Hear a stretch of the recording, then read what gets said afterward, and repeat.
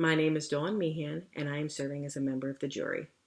On April 14, 2003, the HIPAA privacy rule was enacted, which requires healthcare providers, including dentists, to protect patients' protected health information.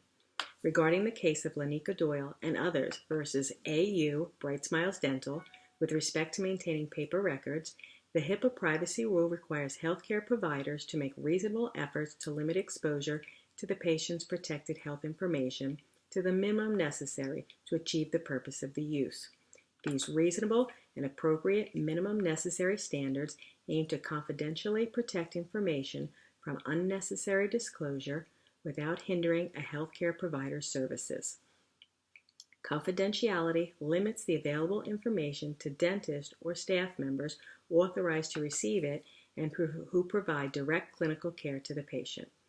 The American Dental Association details the HIPAA privacy rule guidelines regarding the patient's hard copy of the chart. The outside cover of the chart is only permitted to display the patient's name and account number.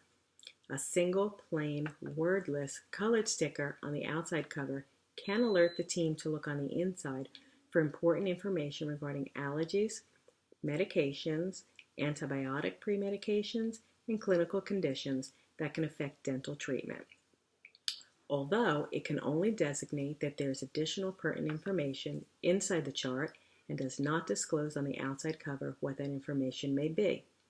The use of a specific colored sticker representing AIDS as opposed to the use of a different specific colored sticker representing a patient on blood thinners, as an example, may not be used. All medical notations regarding the reason for the sticker belong inside the chart for only authorized personnel to see. Special guidelines exist for patients with HIV and AIDS, as well as other sexually transmitted diseases. The New Jersey Department of Human Services requires a greater deal of confidentiality when addressing concerns of HIV confidentiality, and that HIV-related information filed in the client record shall be protected and secured. Access to that record shall be limited to persons with a need to know in order to provide HIV-related services. In regards to what staff has a need to know the patient's HIV status, per the National Center for HIV and AIDS, there has only been one confirmed case of occupational transmission of HIV since 1999. For healthcare workers who are exposed to a needle stick involving HIV-infected blood at work, less than 1/4% are at risk of becoming infected. Although standard infection precautions should always be used for all patients, regardless of reported HIV status, since there is no guarantee that all patients are reporting or being truthful about their HIV status. Risk of exposure due to splashes with body fluids is thought to be near zero, even if the fluids are overtly bloody.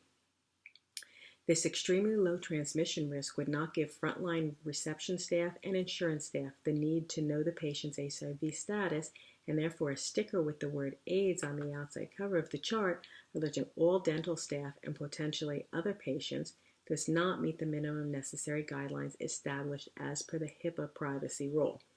For these reasons, I, as a member of the jury in the case of Lanika Doyle and others versus AU Bright Smiles Dental, finds the defendant, AU Bright Smiles Dental, to be guilty of violating the Health Insurance Portability and Accountability Act privacy rule. Thank you.